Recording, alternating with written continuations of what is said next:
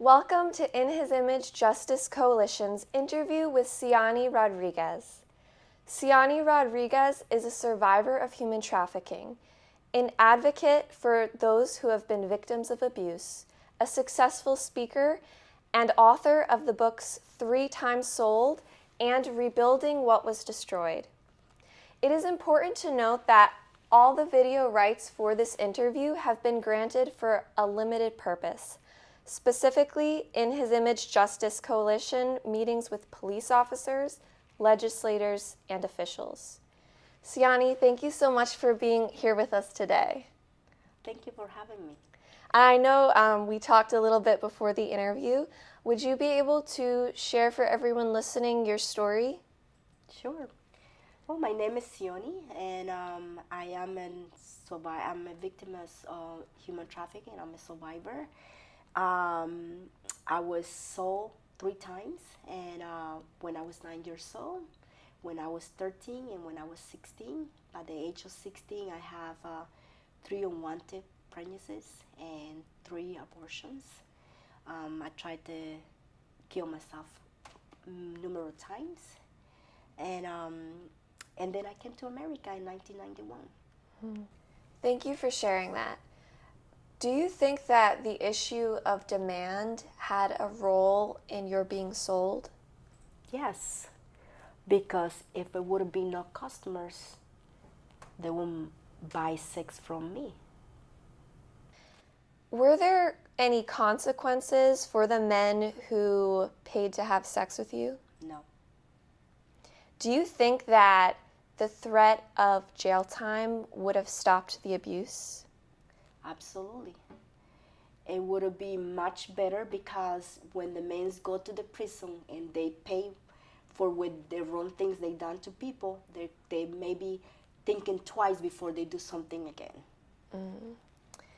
And back then, how did it make you feel to know that these men had complete impunity? It didn't make me feel good. It made me very sad. How can they get away with so much and nothing happens to them? And here I was so broken. Do you think that there were others in the community who knew what was happening to you? Yes, absolutely. And how does it make you feel now, and how did it make you feel back then to know that people knew what was happening and they did nothing to stop it? Well, I think one of the things was a lot of ignorance. And number 2 is people were very afraid to my mother. And people, even they saw something, they didn't want to say nothing because they were afraid about the consequence when my mother will maybe do to them. In His Image Justice Coalition believes that the prostitution industry is a breeding ground for human trafficking. Based on what you've been through, what are your thoughts on this? I believe it's true. I believe that a lot of these girls who's being prostitute, they're being also victims of human trafficking. I don't believe that you want to. It's a portion of people, they maybe want to have sex and they want to get paid. They want to make money of that. But majority people, they don't want that. And I believe a lot of those girls, they're victims. The U.S. Department of State released a statistic that 89% of those in prostitution want to escape. Based on your experiences, would you agree with that statistic? Absolutely. I believe they don't want to be in a place like that. They want to be escape. As In His Image Justice Coalition shares its passion to see buying sex become a 4th-degree indictable crime, we often hear people opposed to this say that they have no problem with 2 consenting adults choosing to engage in prostitution. What do you think about that? Well, I really believe that's a myth, because even though behind all this, when these women have sex, there maybe is someone or something that lead them to do this. I don't believe that you want to do because you want to. It's always something behind that make them to want to do this. And we don't know. A lot of times these women, they being, it's people behind that they tell them what to do. And if they don't do what they told, they can get killed or they can maybe hurt the family. So I don't believe that people do this because it's a join on this. What do you think that the effect will be of imposing stronger penalties on buyers?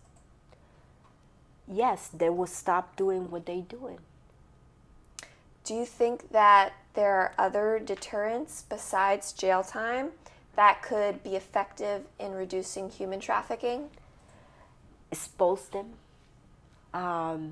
put the pictures in the newspaper, in the neighborhood, in the jobs.